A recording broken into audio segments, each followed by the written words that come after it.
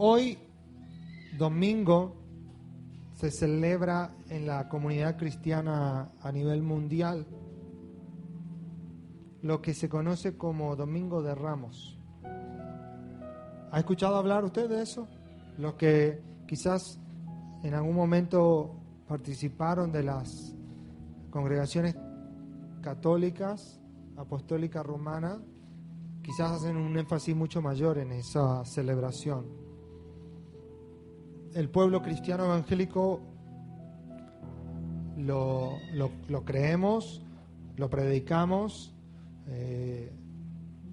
consideramos la importancia de eso, pero de repente en la celebración en sí muchas veces no se hace tanto hincapié. No hay ningún porqué, es solamente cuestión de cultural, de costumbres. Pero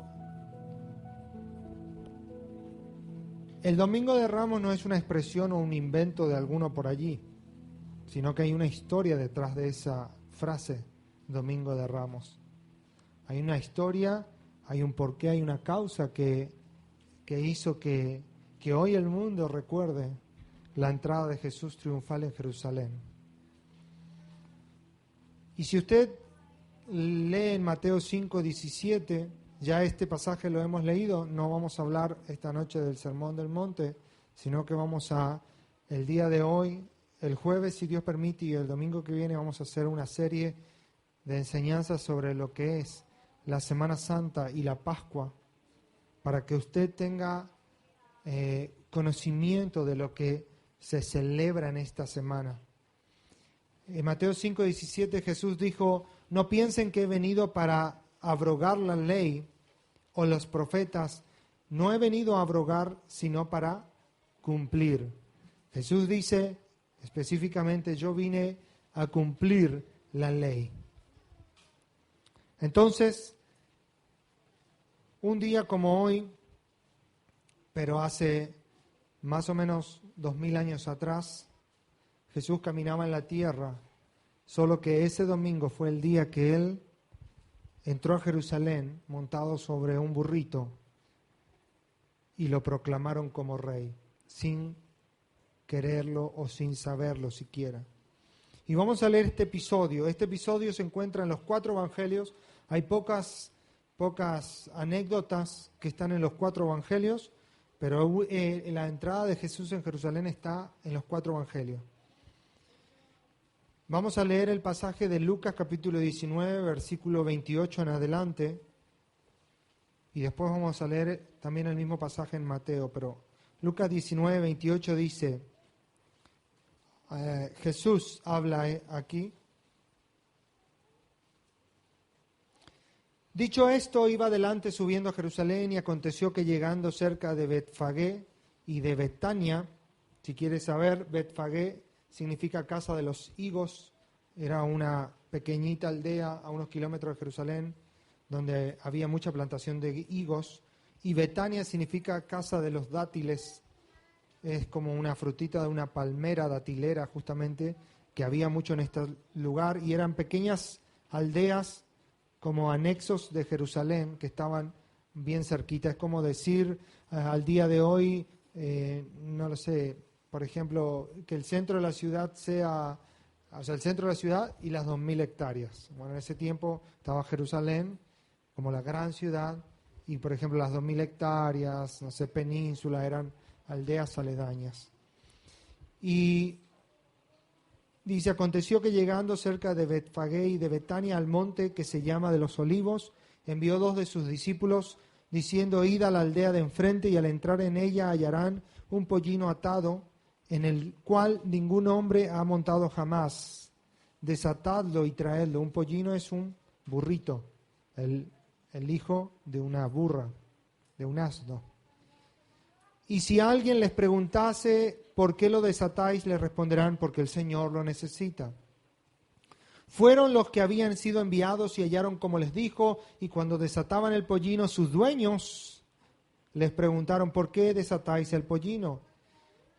Ellos dijeron, porque el Señor lo necesita. En versión actualizada, en vez de un pollino, sería un auto. Entonces, agarraron el pollino y se lo llevaron. Y lo trajeron a Jesús, y habiendo echado sus mantos sobre el pollino, subieron a Jesús encima, y a su paso tendían sus mantos por el camino. Cuando llegaban ya cerca de la bajada del monte de los Olivos, toda la multitud de los discípulos, gozándose, comenzó a alabar a Dios y a grandes voces por todas las maravillas que habían visto, diciendo: bendito el Rey que viene en el nombre del Señor, paz en el cielo y gloria en las alturas.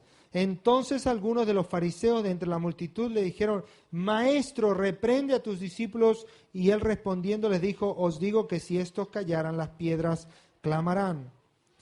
Busque Mateo capítulo 21, versículo 1.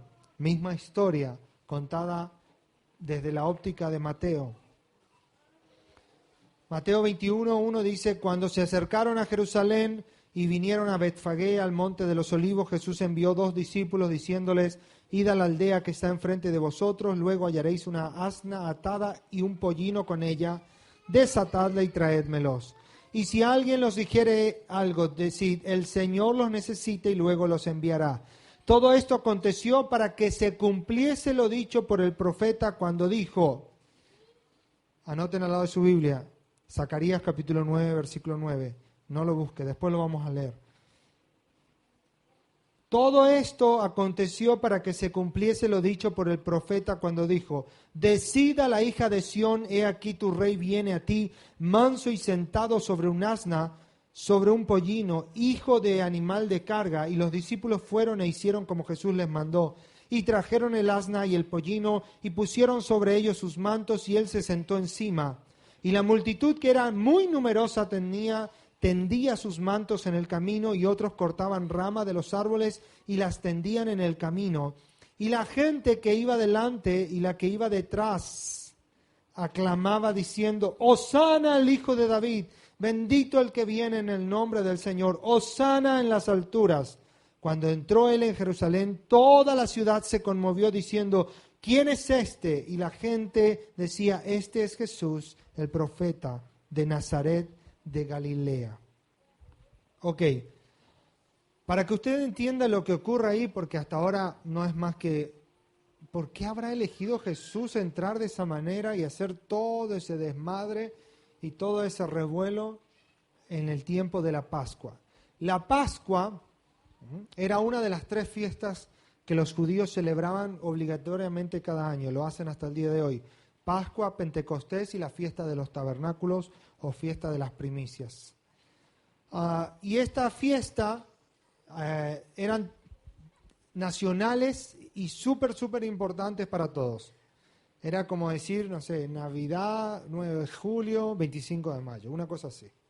Ese día paraba el país, ese día era festejo, celebración, y ese día específicamente en la fiesta de la Pascua se celebraba o se conmemoraba el día que el pueblo de Israel salió de Egipto con mano poderosa. ¿Se acuerdan la historia de Génesis, de Éxodo, perdón?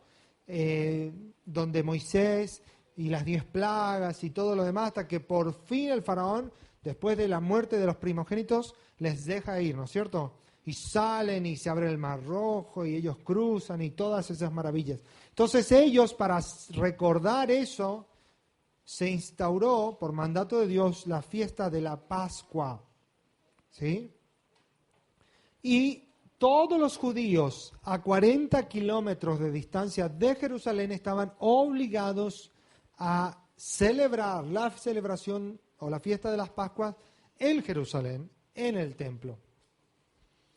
Y agregando a eso, a esa multitud de gente que ya de por sí eran un montón, se sumaban los extranjeros, los judíos de la diáspora o los que se fueron a otros países llevados como esclavos o en las distintas guerras que ellos perdieron, en la conquista de Babilonia, en la conquista por los asirios. O sea, esas comunidades de judíos que se fueron armando alrededor del mundo, una vez al año o las 3 veces si podían, o por lo menos una vez en su vida, venían a celebrar la Pascua en Jerusalén.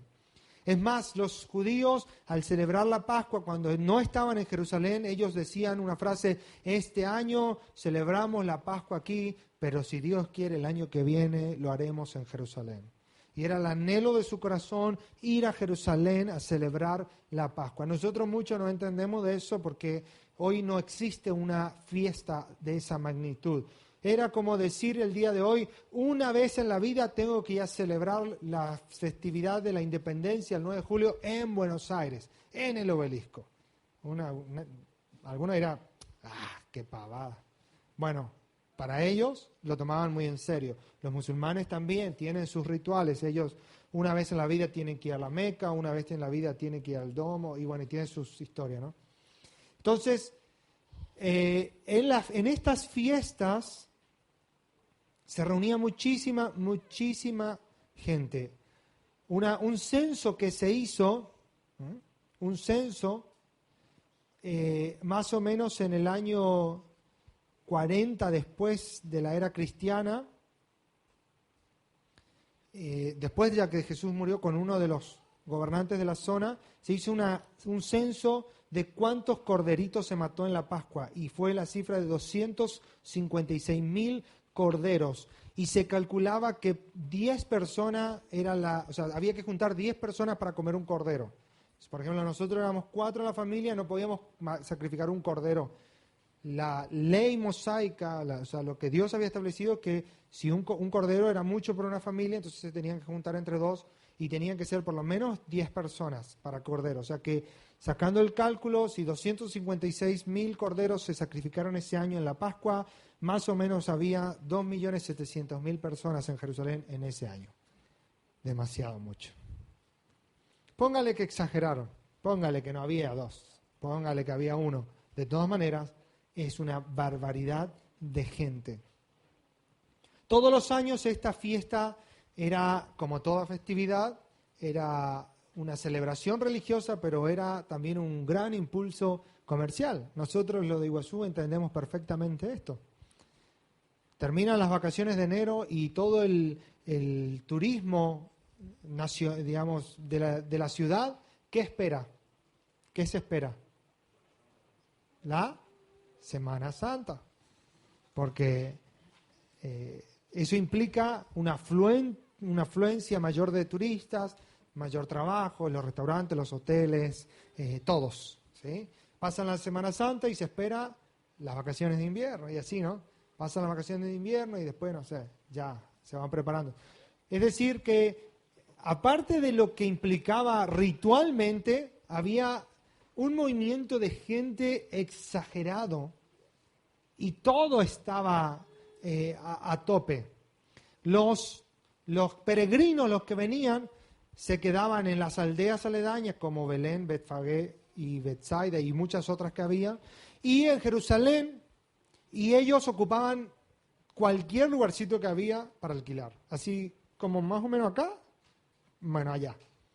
Cualquier pieza, cualquier cuadrado por ahí, y todos los que venían de afuera traían sus ramas de cedro, ramas de palmera, y había una más que la anoté por ahí, porque eran 2 o 3 especies que venían y se ponían así en la pared porque tenían que celebrar.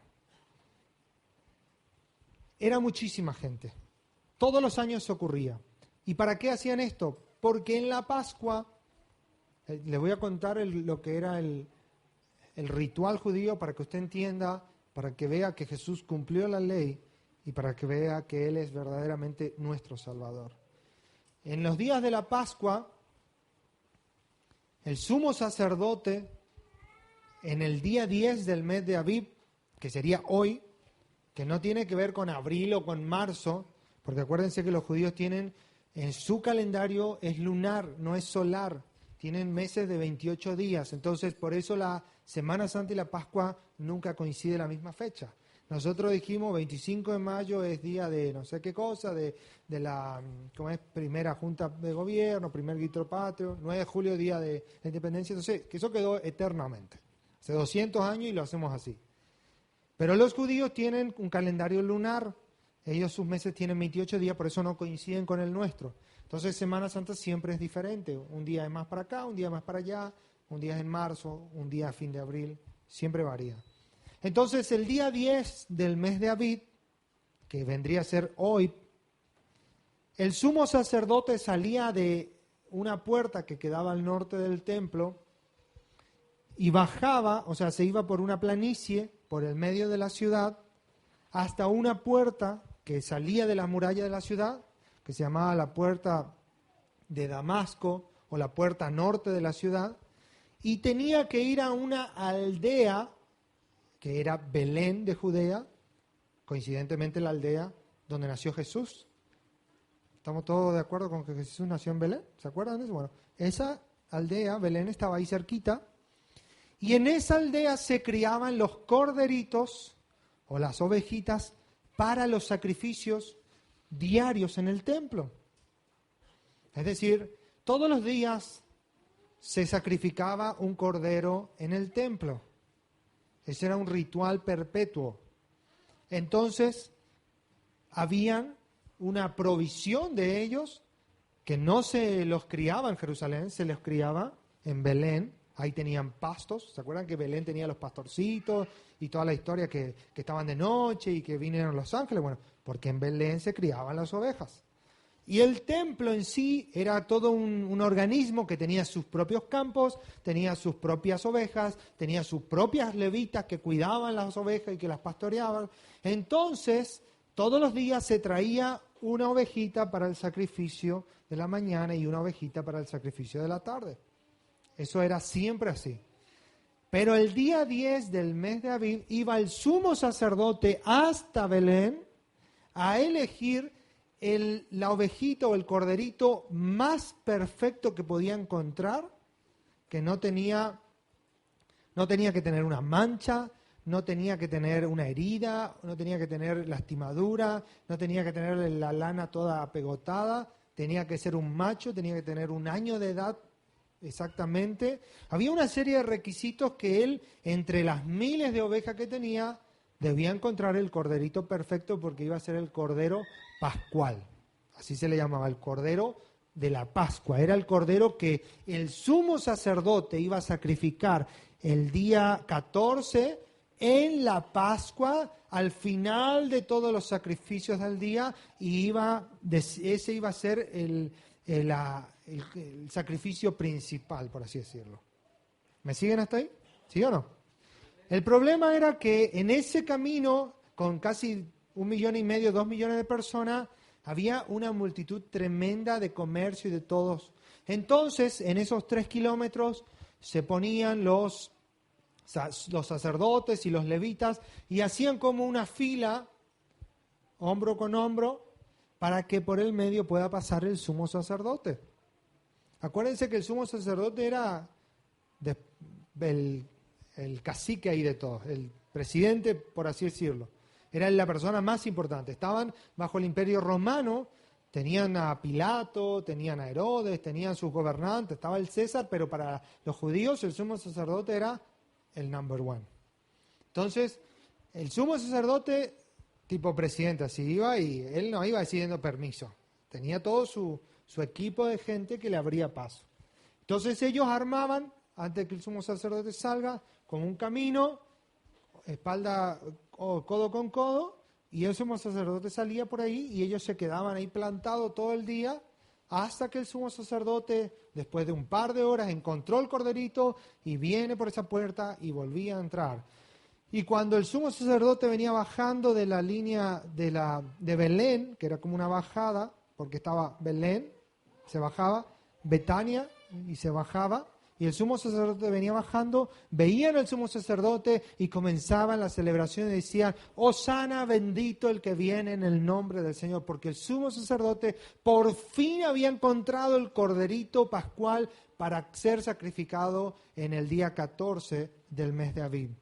Y entonces, cuando bajaba el sumo sacerdote, entraba de nuevo por la puerta norte donde había salido, y toda la ciudad empezaba a oír el griterío de Hosana, bendito el que viene, que es un salmo, el Salmo 128, si no me acuerdo mal, 25, 26, y comenzaban a celebrar y a gritar y a decir, Hosana el que viene en el nombre del Señor, bendito el que viene en el nombre del Señor. Esa expresión Hosana significa sálvanos Dios por favor, o sálvanos te rogamos. En un principio era una expresión que decía, era para pedir salvación, eso está en 118, 25 y 26.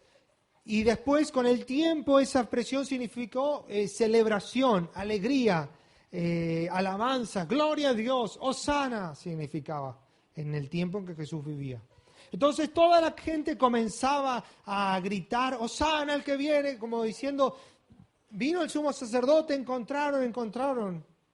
Y era la parte más emocionante, el clímax de la jornada.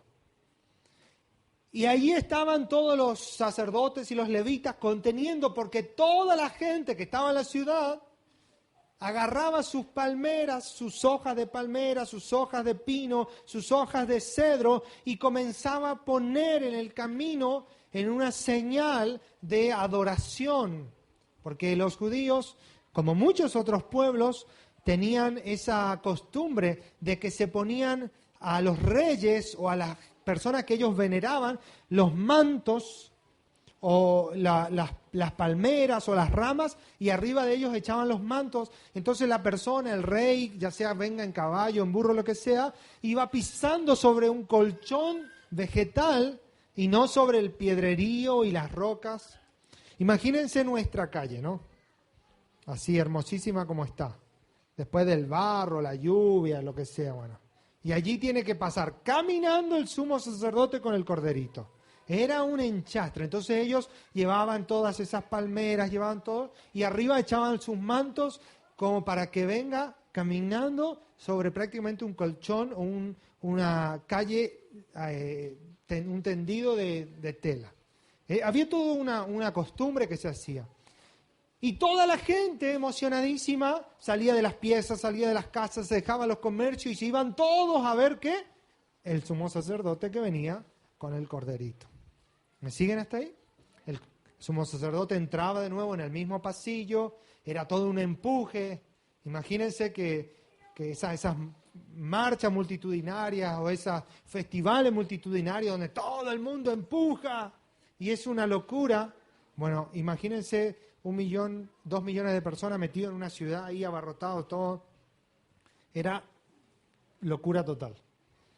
El sumo sacerdote iba hasta el templo y allí él tomaba el corderito, lo presentaba y durante 4 días lo examinaban, él y un equipo de gente lo examinaban para que por fin el día 14 ellos puedan decir: este cordero es apto, no tiene mancha, no tiene falta, no tiene detalle. Es el cordero que hoy va a ser sacrificado. Ese ritual que yo les cuento, el pueblo judío lo celebró por más de 1000 años. Todos los años que ellos pudieron, que tuvieron templo, que hubieron muchos años que no tuvieron templo, siempre lo celebraron. ¿Se va haciendo la película ya? Entonces, de repente, el sábado a la noche, Jesús está en una aldea que se llama Betania, viene de Jericó hacia Jerusalén.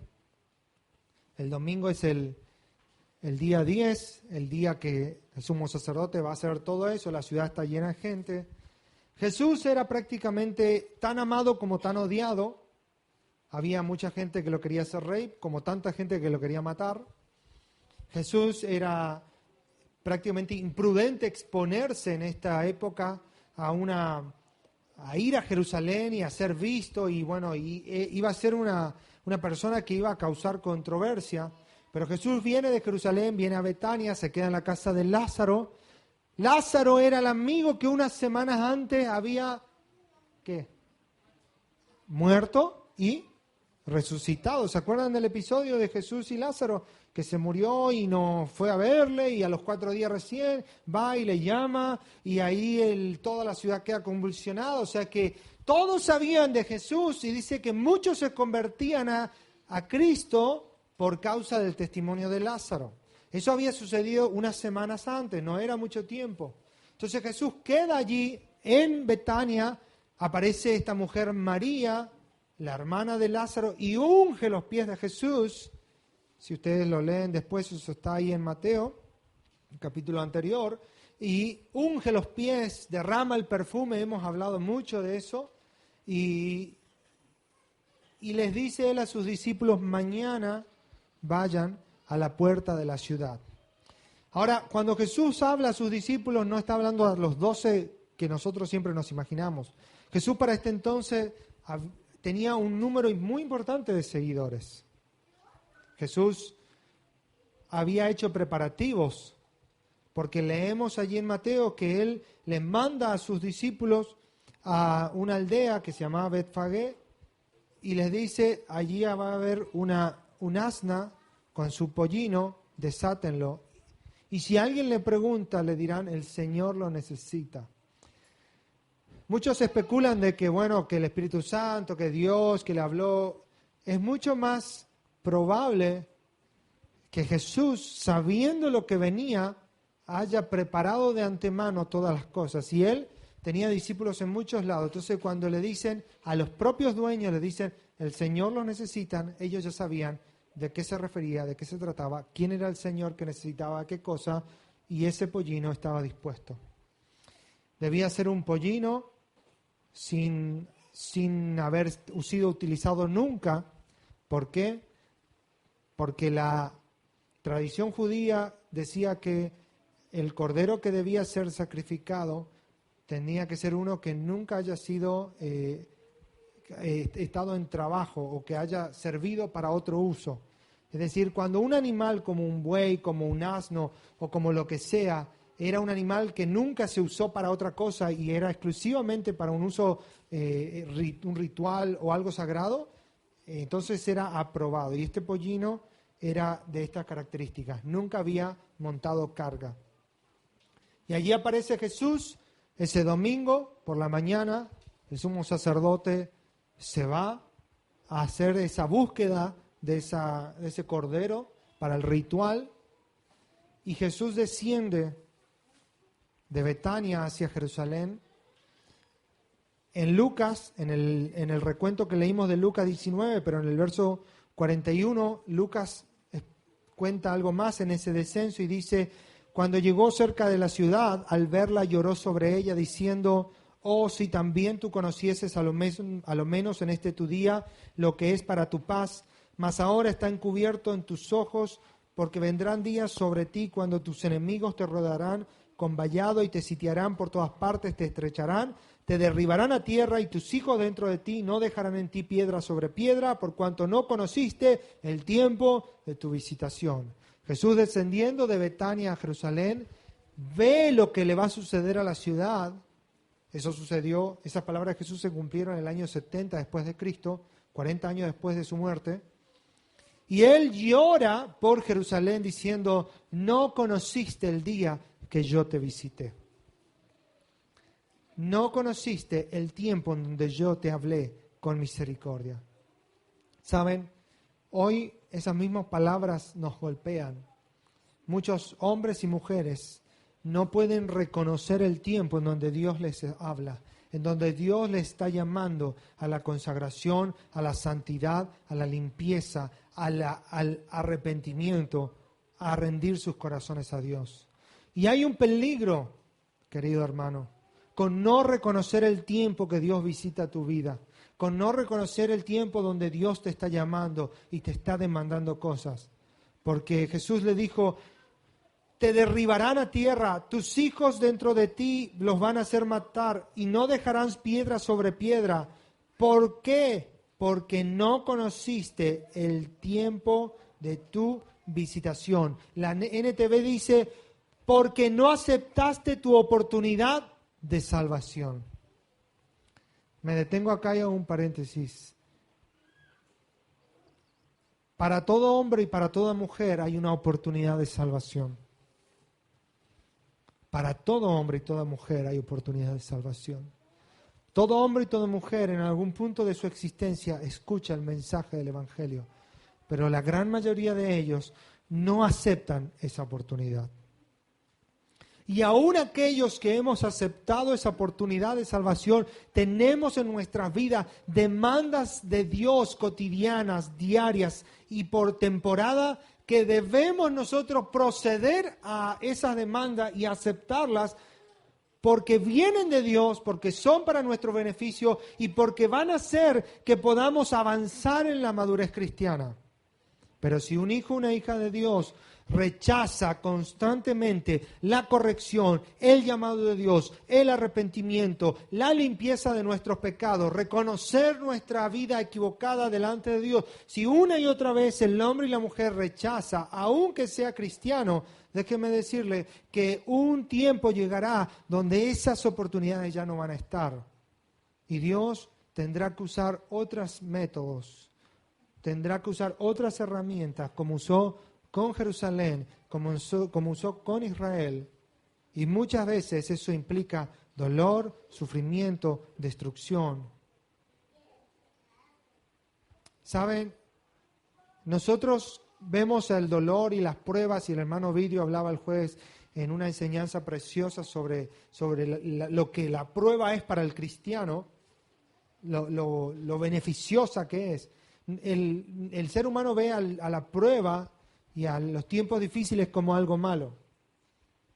Pero Dios lo ve como algo bueno, como la oportunidad para que salgamos aprobados. En la escuela el alumno ve el día de la evaluación como el día más terrible del año o del trimestre.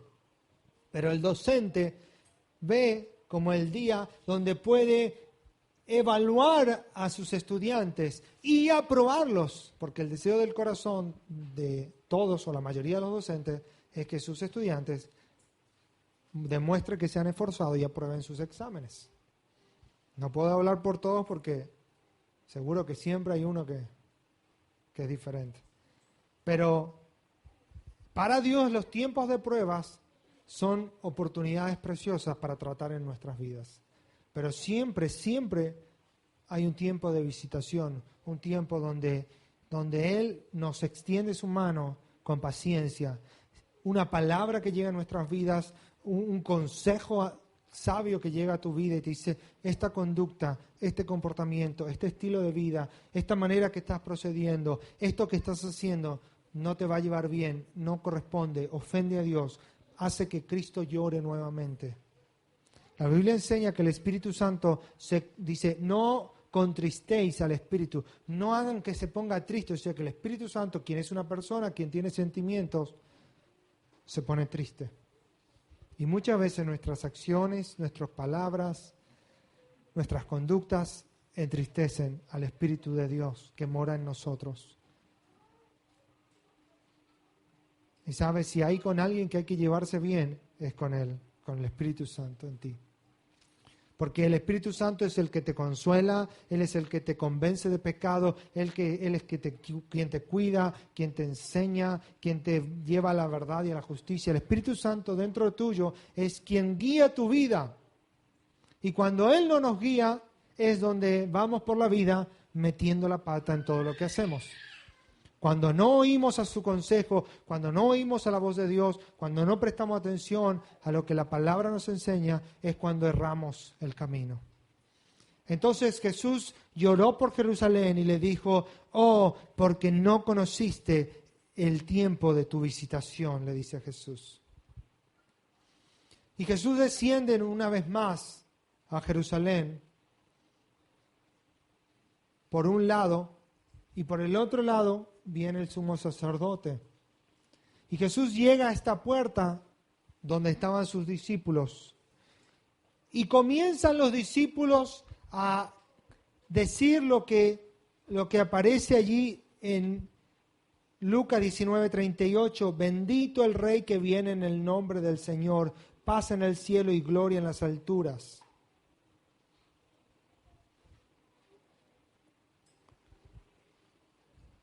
También habla Mateo 21:5, dice lo mismo. He aquí tu rey viene a ti manso y sentado sobre un asna, sobre un pollino, hijo de animal de carga. Y el verso 9 dice, Hosana al Hijo de David, bendito el que viene en el nombre del Señor, Hosana en las alturas. ¿Qué comienzan los discípulos de Jesús a hacer? A hacer las exclamaciones que se hacían todos los años cuando el sumo sacerdote encontraba el corderito y comenzaba a venir a la ciudad.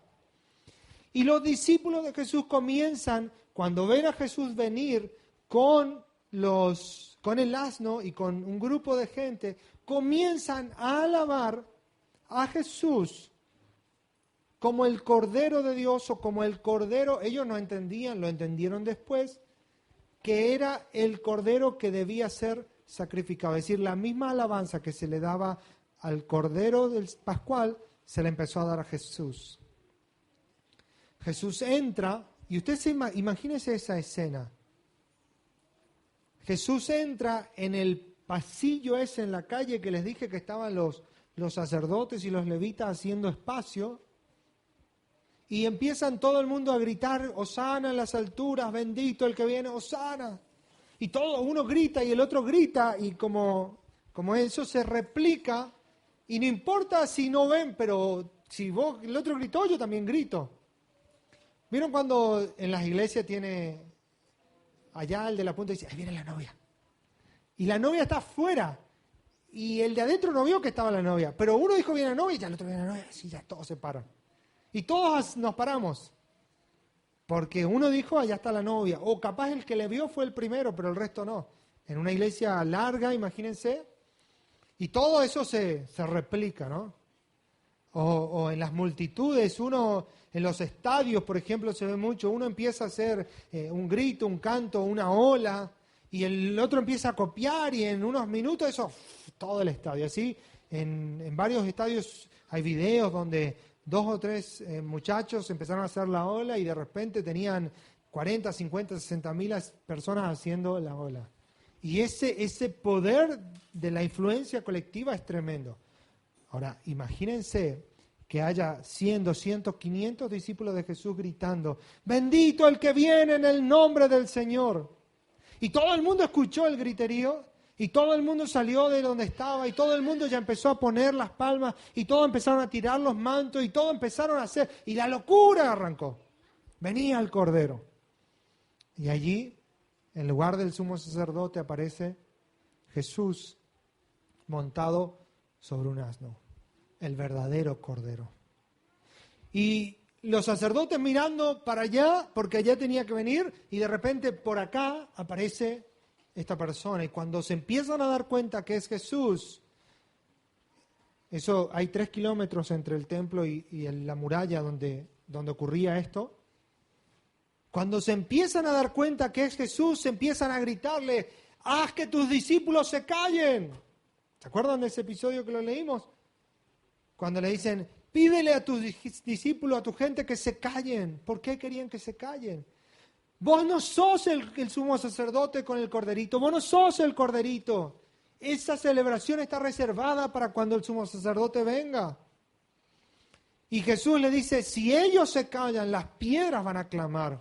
Pero hoy yo voy a entrar al templo y voy a entrar a Jerusalén como el verdadero Cordero Pascual. Hoy se ha cumplido lo que por 1000 años ustedes han estado practicando y ensayando todos los años, una y otra vez, haciendo el mismo ritual una y otra vez, para que sus pecados sean perdonados, para que sus pecados sean limpiados. Pero hoy yo soy el verdadero Cordero de Dios, como dice Juan en Apocalipsis, inmolado desde antes que el mundo fuese creado. Dice, hoy yo voy a entrar. Y si ellos se callan, las piedras van a comenzar a hablar. Pero hoy nadie va a apagar esta celebración. Y allí Jesús, sobre ese asno, yendo hacia el templo, hasta el lugar donde el Cordero debía ser presentado. ¿Entiende lo que está pasando? Lo que se celebra en Domingo de Ramos. No es simplemente andar a arrancar la palmera de la vecina que no te vea y después venir vamos a poner acá frente a la puerta. Jesús vino a cumplir la ley y Él era el verdadero Cordero. Él unos días más tarde, sabiendo lo que iba a suceder. Él sabía que iba a ser crucificado. Él no podía llegar un día así que, bueno, acá estoy, mátenme, vamos a terminar con esta historia. Él tenía que cumplir paso a paso lo que la ley de Moisés establecía. Ahora, más de uno nos preguntamos, ¿por qué sobre un burrito?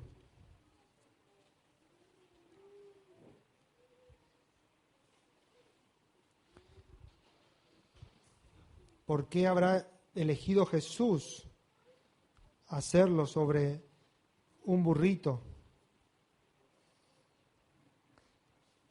Hay varias cosas para decir de eso. Primero, que en la antigüedad los burritos o los burros eran los animales tradicionales que montaban los reyes y los gobernantes en el cercano oriente. Es decir, para nosotros un burro es un animal que no tiene mucha relevancia, medio despectivo, pero para esta gente un burro era sinónimo de posición, de rey, de gobernante, de persona que tenía una importancia mayor.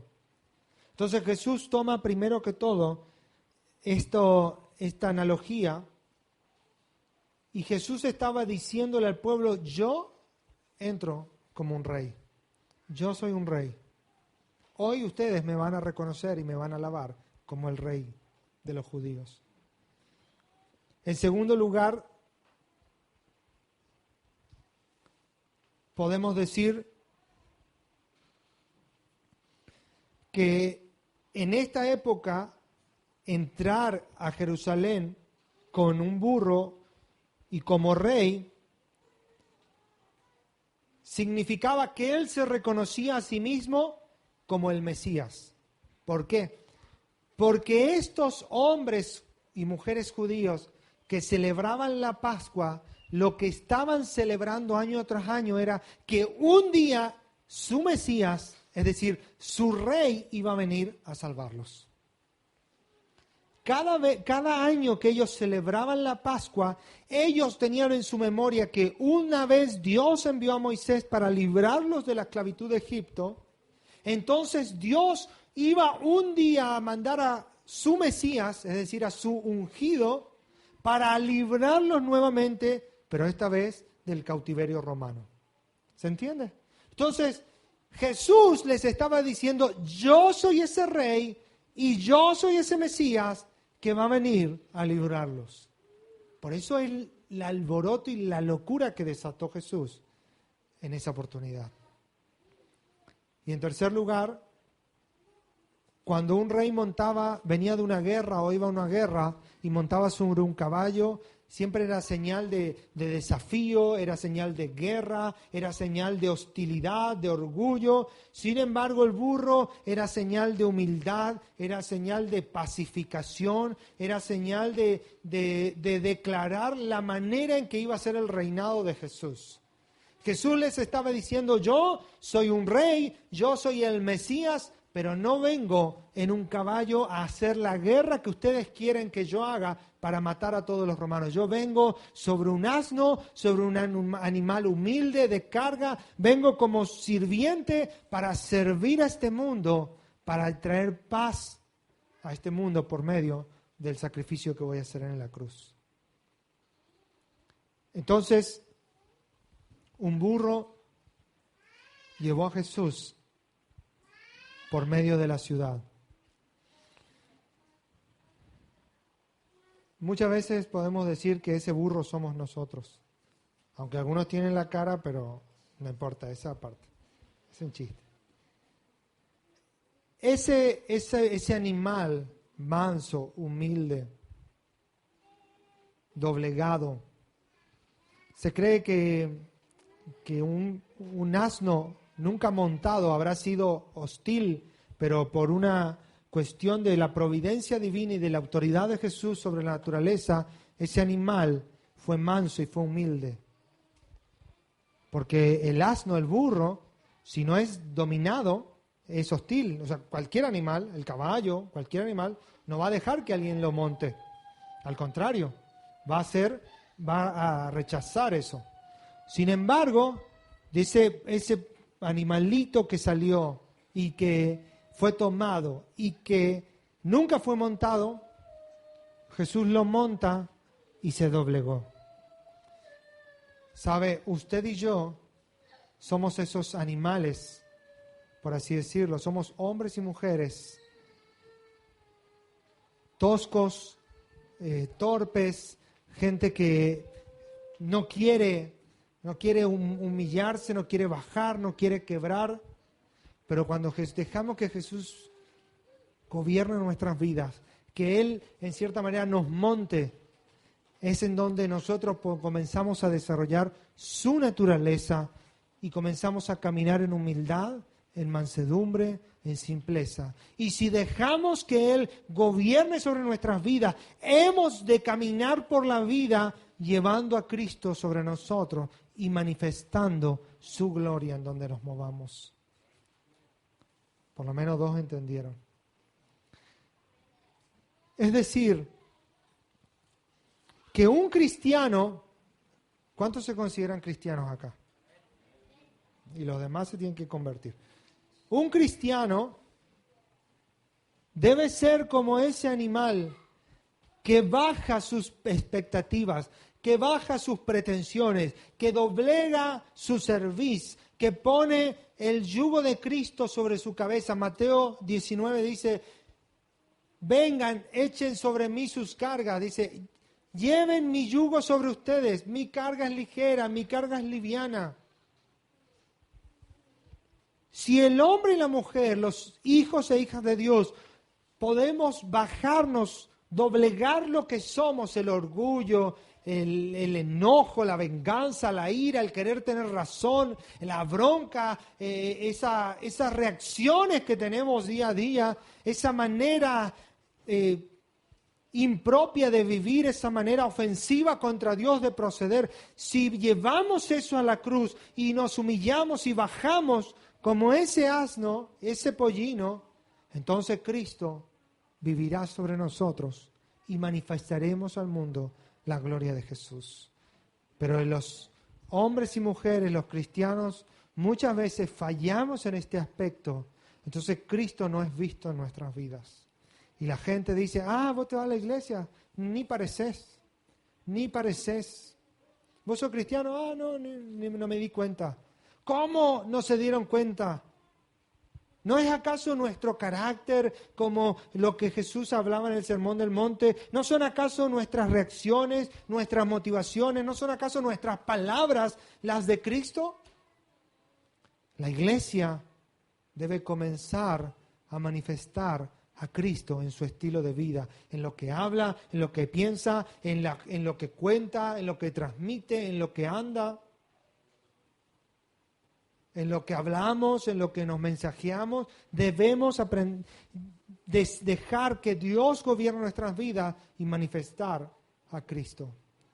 Ese asno, ese burro, tuvo el privilegio de llevar al Rey de Reyes en sus lomos, porque se dejó dominar por Él. Muchos decimos ser cristianos, pero cuán poco de la naturaleza de nuestro amado Jesús manifestamos.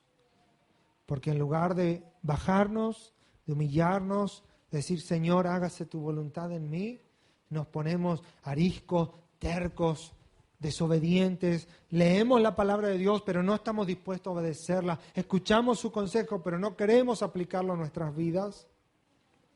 Entonces estamos siendo como un caballo falto de entendimiento a quien Dios tiene que ponerle un bozal y un freno para dominarlo. La palabra de Dios dice, el consejo, no sean como los caballos y los mulos sin entendimiento, que les tienen que poner bozal o frenillos para que sean gobernados. Y a muchos de nosotros Dios muchas veces nos tiene que poner en aprietos, en momentos difíciles, nos tiene que meter esa presión para que bajemos y quebremos y digamos, sí, Señor, como tú quieras. Pero cuando nos va bien, cuando estamos bien, cuando las cosas están bien, cuando la plata más o menos alcanza, cuando la salud más o menos responde. Somos tercos, somos testarudos, no queremos obedecer, vienen, nos dicen un consejo, leemos la palabra y no, yo hago con lo que quiero. Déjame decirte, sigue haciendo lo que quieres, pero un día ese rey va a doblegarte y vas a tener que bajar, sí o sí. Él te ama y Él va a hacer su obra en ti y en mí. Siempre es mejor humillarnos voluntariamente, siempre es mejor ceder, siempre es mejor decir, Señor, esto es mi carácter, esto es lo que soy, estas son mis debilidades, te las traigo, transfórmame, cámbiame, moldéame a tu imagen, quebrántame si es necesario, pero trabaja dentro de mí. Quiero que tú me santifiques, quiero que me limpies, quiero que seas el rey de mi vida. No quiero hacer las cosas que te ofenden, quiero vivir en santidad. Cuando usted y yo oramos de esa manera, entonces Dios, en paciencia y en amor, nos va moldeando su imagen. Y este pequeño burro, por así decirlo, entendió eso. Y así vamos a saber nosotros que nunca se trata del burro, siempre se trata del que está sobre el burro. Todo lo que tú y yo hagamos y en todo lo que Dios pueda usarte a ti o a mí, nunca se trata de nosotros, se trata de Él, que lo hace a través nuestro. Hay una canción de Michael Rodríguez muy preciosa que se llama, no me acuerdo, algo así como Jesús y el burro, una cosa así, y hace referencia a que el burrito le va y le cuenta a la mamá, mami, vos tenías que ver cómo yo me fui a la ciudad y todos me aplaudían y me tiraban palmas y todos, wow, era una locura, estaban todos emocionados de verme. Y después se va otro día a la ciudad y vuelve triste y dice, mami, hoy nadie me aclamó, nadie. Y ahí le dice su mamá, es que no se trataba, la primera vez no se trataba de ti, se trataba de a quién llevabas tú encima, y era Cristo. Hace una canción, una analogía de esa canción. Es decir, nunca se trata de lo que tú haces para Dios. Tú puedes predicar, puedes cantar, puedes orar por los enfermos y ser sanados. Es más, te animo, ora por aquellos que están enfermos, que sean sanados. Hazlo, ten fe. La oración para que los enfermos se sanen no es una exclusividad de los pastores. ¿Tienes tu familia, alguien enfermo? Señor, clamo por la salud de mi hijo, clamo por la salud de mi esposa, clamo por la salud de mi esposa, de mi esposo, de quien sea. Un amigo, un vecino está, Señor, oramos acá. Señor, sánalo. Y si Dios responde y obra en sanidad, gloria a Dios. Pero no se trata de ti ni de mí, se trata de Él. Si un día oras por un muerto y resucita, gloria a Dios por eso. Pero no eres tú quien resucitas muerto, es Él. Si un día cantas y los hermanos lloran, si un día le hablas y le das un consejo a alguien y ese consejo y después viene y dice, mira qué bien que me hizo lo que me dijiste, gloria a Dios. Pero no se trata de ti ni de mí. Somos simplemente los asnos que llevan montado a Cristo encima. ¿Se entiende eso? Eso mantiene en el hombre y en la mujer una perspectiva de humildad, no de miseria, ay pobrecito, yo soy un burrito, no. Tú y yo somos hijos de Dios, Él nos ama, tú y yo le amamos a Él, Él ha pagado un alto precio por nuestra salvación, pero cuando se trata de hacer la obra, debemos caminar en esa perspectiva de que Él es el que hace a través de nosotros. Por último, quisiera resaltar que había gente que llevaba y ponían sus mantos en el camino. Esa era una acción que se hacían cuando se consagraban a los reyes. Hay un episodio allí en Segunda de Reyes, en donde capítulo 9, más versículos, los primeros versículos, donde hay un hombre que recibe una profecía de que iba a ser rey y de repente sus compañeros, dice, pone Segunda de Reyes 9:13, sus compañeros comienzan y echan sus mantos a los pies de él y en una señal de reconocerlo como rey. Dice, entonces cada uno tomó apresuradamente su manto y lo puso debajo de Jehú en un trono alto y tocaron corneta y dijeron, Jehú es rey. Esa era una costumbre, cuando estos hombres se sacaban sus mantos y los ponían para que esta persona se siente, o al animal que esta persona iba a montar, o el camino donde el caballo, el burro iba a pasar, era señal de que yo te estoy reconociendo que vos sos mi rey. ¿Sabes? Tú y yo, nosotros tenemos mantos que deben ser echados a los pies de Jesús, porque nosotros reinamos en esas áreas y debe ser Él que reina. Busque 2 Samuel capítulo 7, versículo 16, por favor.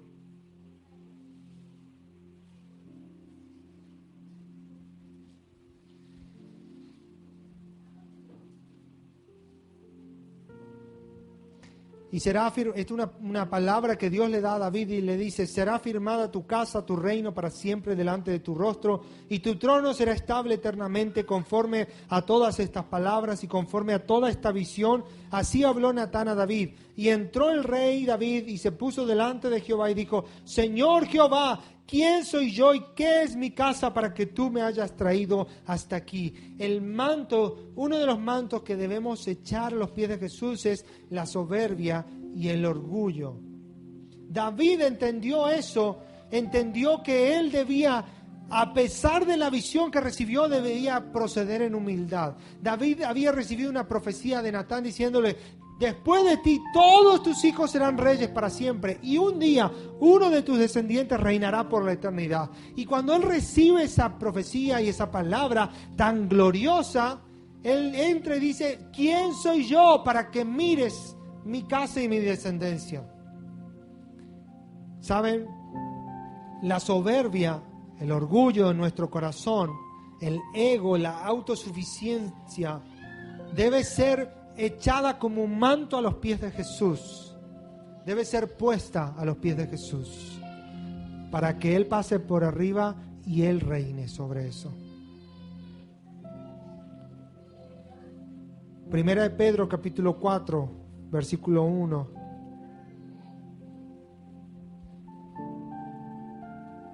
Puesto que Cristo ha padecido por nosotros en la carne, vosotros también ármense del mismo pensamiento, pues quien ha padecido en la carne terminó con el pecado, para no vivir el tiempo que resta en la carne conforme a las concupiscencias de los hombres, sino conforme a la voluntad de Dios. Baste ya el tiempo pasado para haber hecho lo que agrada a los gentiles, andando en lascivia, concupiscencia, embriaguez, orgías, disipación y abominables idolatría. Un manto que debemos rendir es lo que Pedro acá dice, nuestra voluntad. Nuestra voluntad.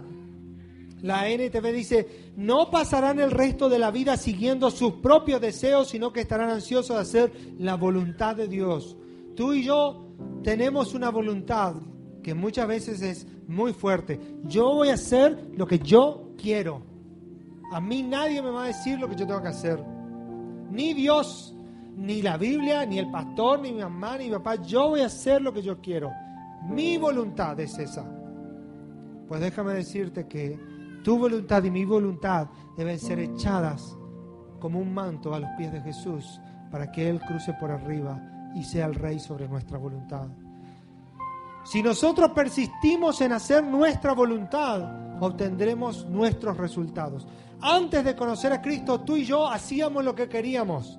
Nos enojábamos cuando queríamos, peleábamos cuando queríamos, nos embriagábamos cuando queríamos, adulterábamos, fornicábamos, mentíamos, nos enojábamos, llenos de venganza. Dice Pedro, ya le es suficiente lo que hacían ustedes antes. Ahora ya no. Su voluntad ya debe ser rendida a Dios y ahora hacer la voluntad de Él por lo que les queda de vida. Hermano, rinde tu voluntad a Dios una y otra vez cada día. Ríndela. En palabras sencillas, no hagas todo lo que quieres hacer. Haz lo que Dios te pide hacer. Y si lo que Dios te pide hacer no lo quieres hacer, es eso lo que tienes que hacer justamente. porque tu carne y la mía no quieren hacer la voluntad de Dios. Se oponen, no pueden. No puedes tú, ni puedo yo hacer la voluntad de Dios, a menos que el Espíritu Santo me fortalezca para hacerla. ¿Quieres hacer lo que quieres hacer? También cosecharás de esos frutos. Isaías capítulo 6, versículo 8.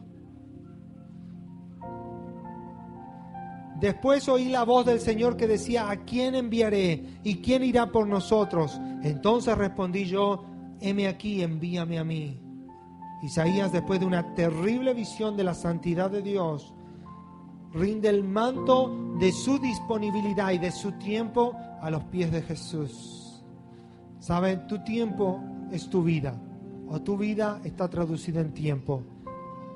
Gasta tu tiempo para Cristo. El manto de nuestro tiempo, de lo que hacemos con nuestro tiempo y de dónde lo gastamos y dónde lo invertimos, debe ser echado a los pies de Jesús y decir: Jesús, pasa por arriba de mi tiempo. Yo te quiero dar mi tiempo. Vamos a llegar todos a la vejez, si Dios permite. Y yo quisiera llegar diciendo: Señor, mi vida está gastada, pero está gastada para ti. Mi vida no está gastada para acumular riquezas, para tener una casa gigante, para cambiar de coche cada año. Mi vida no la voy a gastar para un hobby, para un deporte, para los placeres. Mi vida no la voy a gastar para ganar más dinero. Voy a trabajar, voy a hacer lo que tenga que hacer para sostenerme en esta vida, pero quiero gastar mi vida y mi tiempo para ti. Y aún nuestro dinero es tiempo, porque el dinero es tiempo de tu vida. El dinero es tiempo de mi vida. Entonces aún mi tiempo y mi dinero, que es mi vida traducida en dinero, lo voy a poner para Él.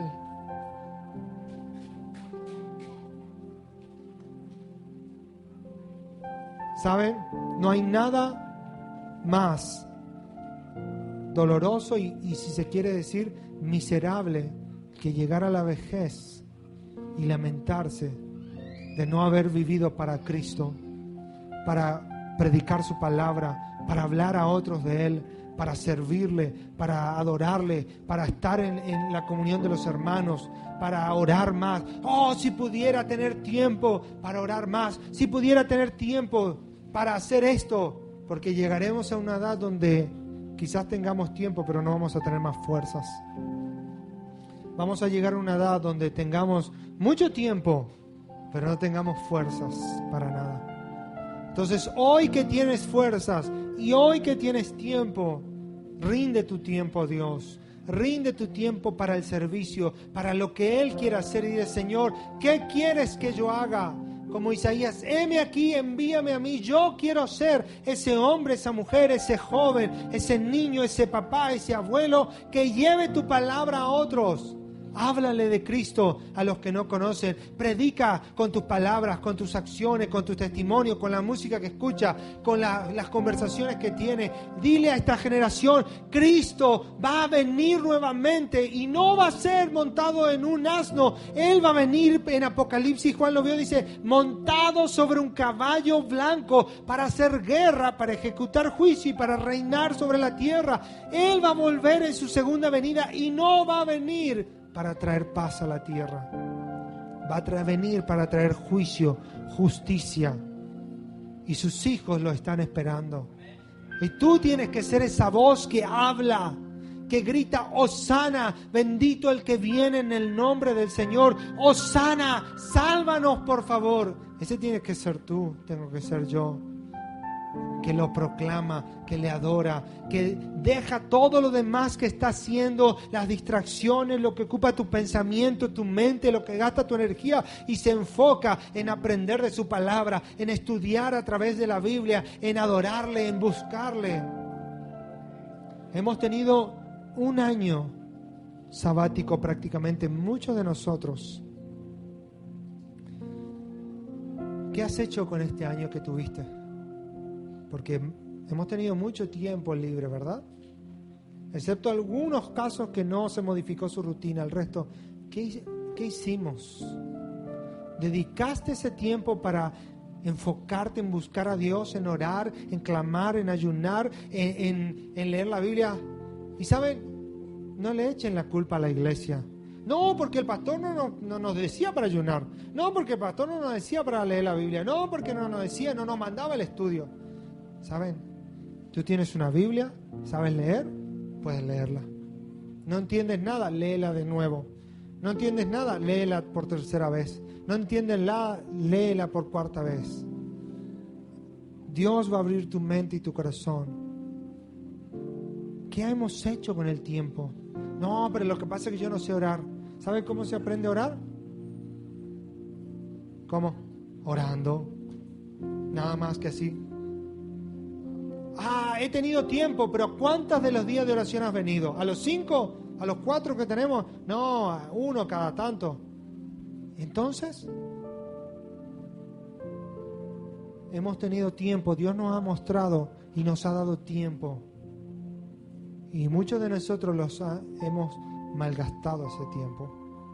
Nos hemos pasado comiendo, visitando, celebrando, festejando, engordando, haciendo otras cosas, tratando de ganar más dinero, haciendo un montón de cosas. Sin embargo, no hemos tenido un espacio, no para leer la Biblia, un capítulo así un ratito a la mañana con el mate, no, para sentarnos 2, 3, 4 horas a estudiar, decir, Señor, que, ¿sabes? Y si no, a googlear, a ver, a leer un libro, a hacerlo. Hubieron poca gente que me ha pedido el libro este año que pasó. Muy poca, contado con los dedos. ¿Y el resto? Va a llegar un tiempo donde no va a haber tiempo y nos vamos a lamentar. Ríndele tu tiempo a Dios, echa el manto de tu tiempo y dile, Señor, acá está mi tiempo, yo lo voy a dedicar a ti.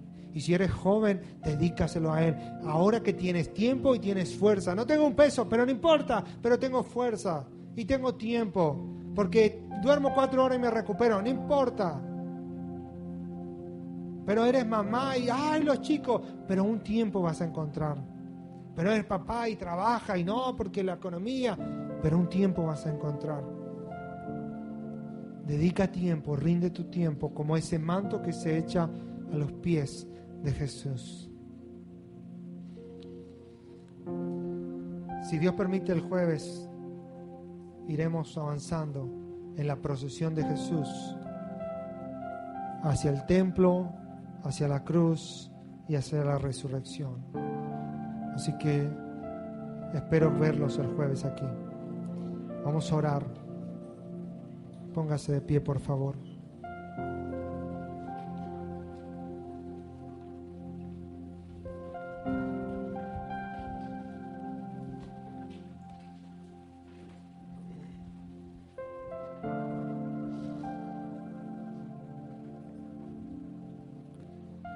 Jesús, tú viniste a cumplir la ley.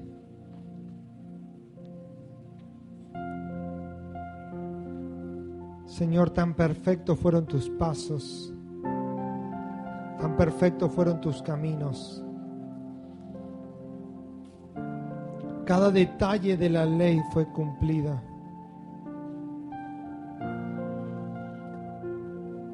Cada paso, cada detalle, no te salteaste ninguno. Qué delicado eres. Qué delicado eres para darle testimonio a tu propio pueblo de que tú eres el Mesías, de que tú eres el Rey. Señor, y nosotros, gentiles, apartados de ti, pero hemos podido alcanzar misericordia por causa de que tu pueblo fue endurecido y te rechazó. Señor, nosotros los gentiles hoy podemos adorar al mismo Dios que Israel adoraba y podemos amar al Jesús que Israel rechazó. Qué privilegio, Dios, qué privilegio, qué honor nos has dado. Qué honor nos has dado a nosotros, Señor, poder recibir al Mesías que los judíos rechazaron, recibir al Cordero que fue inmolado, que fue sacrificado. Señor, y fue esa sangre. Oh, qué valentía tuviste. Fuiste muy valiente, Jesús. Fuiste muy valiente sabiendo lo que te esperaba, como dice el evangelista Lucas, y afirmaste tu rostro para ir a Jerusalén. Tomaste una determinación y sabiendo lo que había de venir, tú, Señor, te decidiste y actuaste y dijiste: no voy a huir de lo que viene, sino que voy a afirmar mi rostro contra eso. Voy a ir al lugar donde sé que voy a morir. ¡Qué valiente! Danos un poco de esa valentía también. Danos un poco de esa braveza, de esa valentía con la que tú actuaste. Señor, tú eres el que entraste. ¿A quién, Señor, se te alabó y se te aclamó? Señor, ese asno, Señor, tan humilde, tan sencillo. Nosotros, Señor, queremos caminar en esta tierra, en esa humildad, en esa sencillez, en esa gracia, sabiendo de que tú en nosotros es mayoría, de que tú sobre nosotros, Señor, es poder, es autoridad. Señor, pero qué tercos soy a veces, qué tercos somos, difíciles para reaccionar a lo que tú nos pides, soberbios, Señor, lentos, tardando para obedecer tus leyes y tus mandamientos, y muchas veces tienes que dominarnos por amor. Pero hoy, Señor, quiero una y otra vez rendir mi corazón y mi vida, doblegar, Señor, nuestra voluntad, echar nuestro tiempo, nuestra voluntad, el orgullo que hay en nuestro corazón, echarlo como un manto delante de ti donde tú puedas pasar. Hoy quiero, Señor, una vez más, que seas tú el que gobiernes, que seas tú el que entres en nuestro corazón como un día entraste en Jerusalén.